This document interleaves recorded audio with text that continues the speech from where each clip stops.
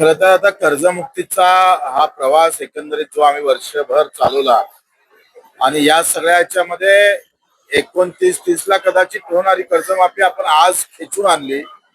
यामध्ये आमच्या कार्यकर्त्याचं, शेतकऱ्याचं आणि खास करून मीडियाचं या सगळ्यांचं मी आभार मानेल.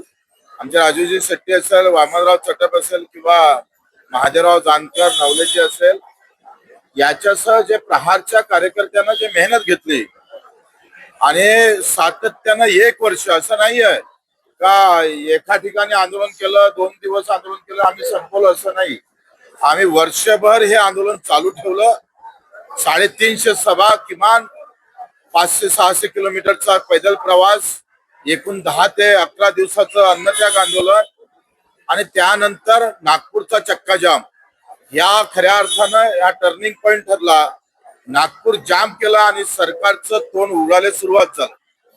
सरकारनं तारीख दिली, त्या तारखेवर सरकारनं कर्जमाफी केली, मुक्ती केली. म्हणून सरकारचा मी आभार मानतो. याच्यामध्ये सगळ्यात मोठा वाटा एकनाथजी शिंदे साहेबांचा आहे. त्यावेळेस मीटिंग जेव्हा आमची सीएम साहेबांसोबत चालू होती तेव्हा अजितदादा पवार, देवाभाऊ फडणवीस आणि एकनाथजी होते आणि तेव्हा एकनाथजीने जो रोल खऱ्या अर्थानं तिथं निभवला तो फार महत्वाचा होता आणि त्यामध्ये मोठा वाटा एकनाथजी शिंदे साहेबांचा आहे.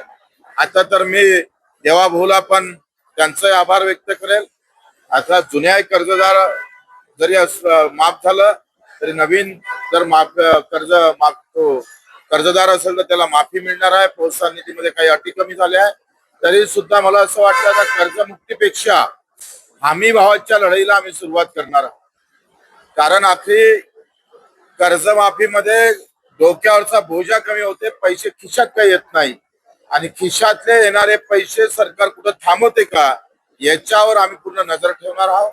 हमी भावाची लढाई अधिक मजबूत करणार आहोत आणि त्याच्यासाठी पूर्ण प्लॅनिंग आमचं तयार आहे. त्या पद्धतीने आम्ही समोर जाऊ. घडावंच लागेल. सरकार त्याच्यासाठी आहे आणि सरकारची कधी कधी कान उघडणे सामान्य शेतकरी मजुरासाठी करावं लागतं. ते आम्ही करत राहू.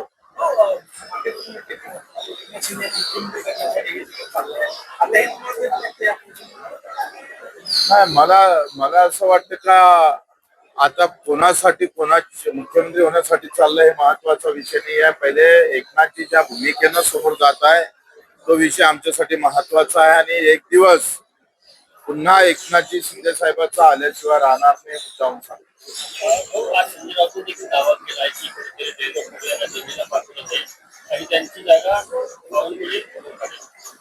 मला वाटते देवाभाऊनं निश्चितच दिल्लीची वारी करावी, देश हातात घ्यावा, देशाचे सूत्र हातात घ्यावे.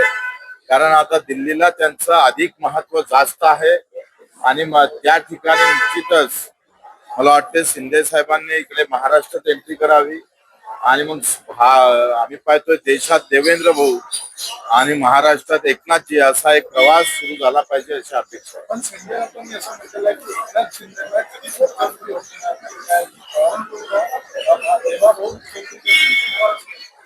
संजय भाऊचा भविष्यवाणी कुठंच कधी खरी ठरली. त्याच्यानं त्यांनी कोणत्या आता ज्योतिषाजवळ हात पाहिला, त्यांचा पाहिला का कोणाचा पाहिला माहित नाही. त्याच्यानं मला वाटतं त्याला काही अर्थ उरत नाही.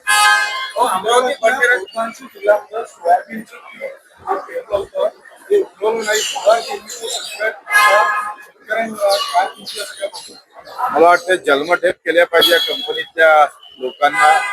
कारण ह्या अशा पद्धतीनं एका वर्षाचं बी बेकार निघालं, वर्ष वाया जातं, वर्षामध्ये आयुष्य चाललं जातं.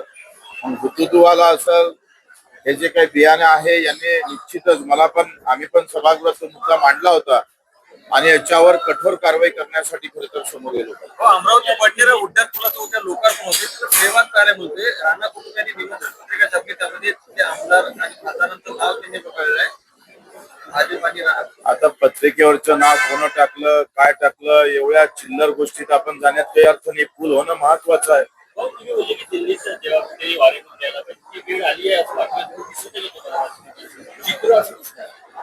नाही, एकंदरीत चित्र तसंच आहे आणि मला वाटतं काही महिन्यातच हा फेरबदल होईल.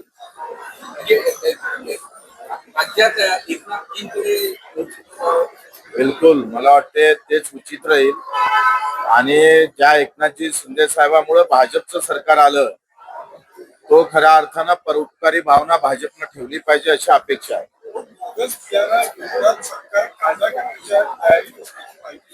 हा मला वाटतं आवश्यक आहे, कारण बोगस बियाणं झालं, बोगस कलम झालं. आता गलगलची कलम आल्यामुळं संत्रा उत्पादक शेतकरी जसा ठार झाला तसं बियाणामुळे काल आम्ही ते गलगलच्या कलमीबाबत, कारण संत्रा उत्पादक आपली ओळखच संत्र्याची आहे नागपूर अमरावतीची, आणि या गलगलच्या कलमीमुळं आता जे अडचणी झालेला शेतकरी आहे याच्यावर निश्चित नियंत्रण आलं पाहिजे.